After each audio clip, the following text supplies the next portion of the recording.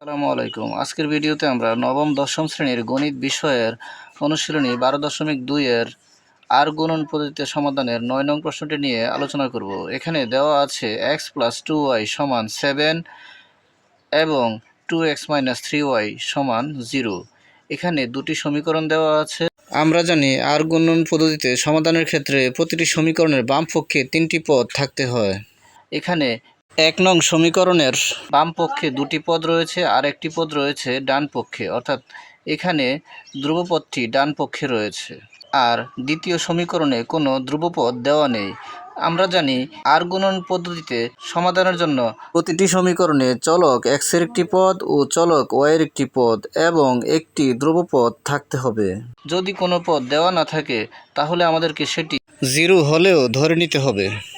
তাহলে আমরা প্রথম সমীকরণের ডান পক্ষের ধ্রুবপদটিকে বাম পক্ষে নিয়ে আসি এবং দ্বিতীয় সমীকরণের ধ্রুবপদটি যেহেতু নেই তাহলে আমরা এটিকে 0 ধরে নেই, অর্থাৎ 0 ধরে নেই।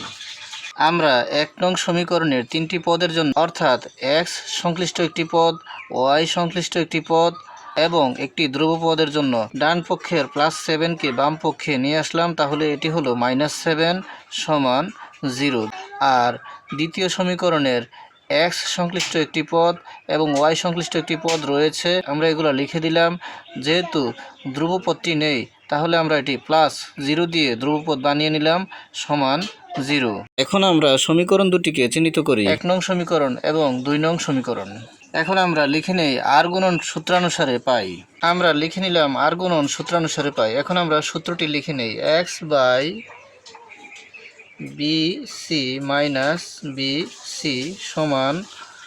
y/ca - ca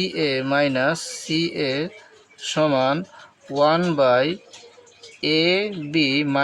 - ab। এখন আমরা কোন প্রতীকটি কোন সমীকরণের তা চিহ্নিত করার জন্য সংখ্যাগুলো বসিয়ে দিই।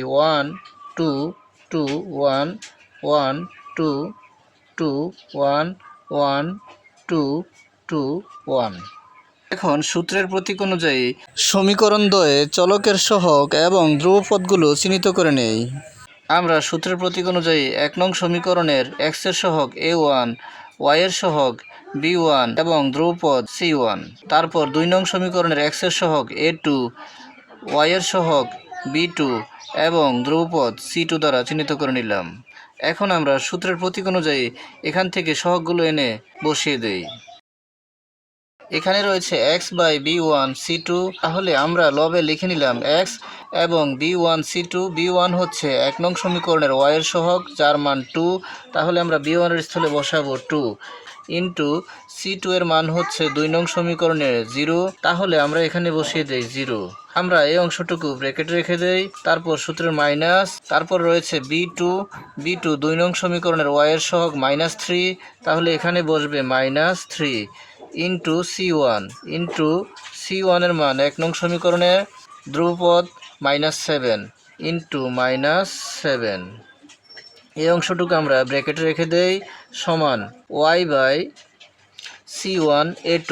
c1 এর মান 1 নং সমীকরণের ধ্রুবপদ -7, a2 2 নং সমীকরণে x এর সহগ 2 ইন্টু 2। এই অংশটুকু আমরা ব্র্যাকেটে রেখে দেই, তারপর সূত্রের মাইনাস, তারপর রয়েছে c2 এর মান 2 নং সমীকরণের ধ্রুবপদ যার মান 0, তাহলে আমরা এখানে বসাই দিই 0 ইন্টু c2 এর সাথে a1 এর মান 1 নং সমীকরণের x এর সহগ।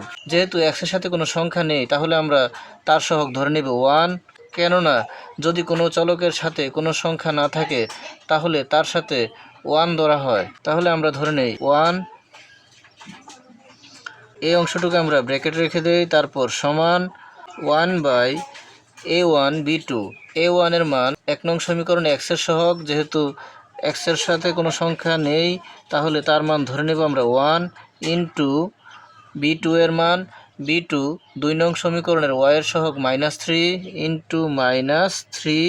এই অংশটুকু আমরা ব্র্যাকেটে রেখে দেই, তারপর সূত্রের মাইনাস, তারপর a2 2 নং সমীকরণের x এর সহগ 2, তাহলে আমরা লিখতে পারি এখানে 2 ইন্টু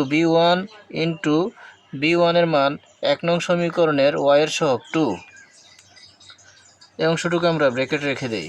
এখন আমরা গুণের কাজটি আগে করব, তারপর যোগের কাজ, তারপর বিয়োগের কাজ। এখানে আমরা গুণ করে পাই 2 × 0, 2-এর সাথে 0 গুণ করলে হবে 2 এর শূন্যে 0।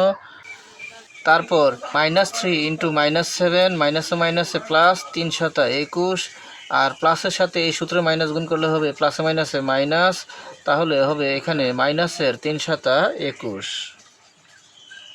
সমান আমরা এখানে পাই y/-7 × +2, অর্থাৎ প্লাসে মাইনাসে মাইনাস, 7 × 2 = 14।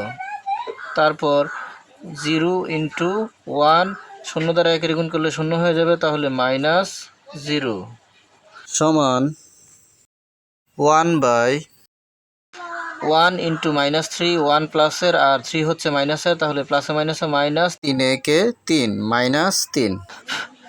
তারপর 2 × 2, 2 × 2 = 4, আর এই 4 হচ্ছে প্লাসের, আর যেহেতু এখানে সূত্রের মাইনাস রয়েছে, তাহলে প্লাসে মাইনাসে -4,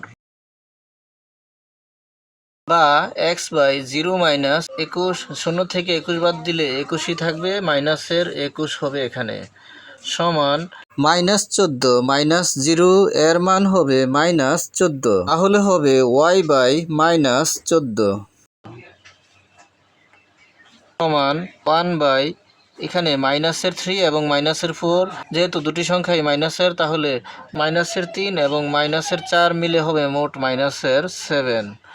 এখন এখানে প্রতিটি ভগ্নাংশই পরস্পর সমান, যেহেতু আমাদেরকে এখান থেকে x এবং y এর মান নির্ণয় করতে হবে, তাহলে আমরা 1/-7 এর সাথে x/-21 এবং y/-14 ভগ্নাংশ দুটিকে তুলনা করে এখান থেকে আমরা x এবং y এর মান নির্ণয় করব। সুতরাং আমরা লিখতে পারি x/-21 সমান 1/-7, আবার y/-14 সমান 1/-7। এখন আমরা যেহেতু এখান থেকে x এর মান নির্ণয় করব, তাহলে এই x এর সাথে এই -7 আর গুণ করলে হবে -7x, কেননা এখানে 7 হচ্ছে মাইনাসের আর x হচ্ছে প্লাসের, প্লাসে মাইনাসে মাইনাস, 7x থেকে 7x সমান এই -21 এর সাথে 1 গুণ করলে হবে -21। এখান থেকে আমরা x এর মান নির্ণয় করব, তাহলে x এর সাথে যে -7 গুণ অবস্থায় রয়েছে, সেই -7কে বাম পক্ষ থেকে ডান পক্ষে নিয়ে যাব, তাহলে ডান পক্ষের অংশের সাথে এই -7 ভাগ অবস্থায় হবে, তাহলে আমরা পাই x সমান -21 ভাগ -7, আর লবের মাইনাস এবং হরের মাইনাস কাটা, তাহলে 7 দ্বারা যদি আমরা 21কে ভাগ করি, 3 × 7 = 21, সুতরাং x সমান আমরা পেয়ে গেলাম 3। আবার এখানে রয়েছে y/-14 সমান 1/-7, এখানে y এর সাথে এই -7 গুণ হলে হবে -7y সমান -14 × 1, -14 একে -14।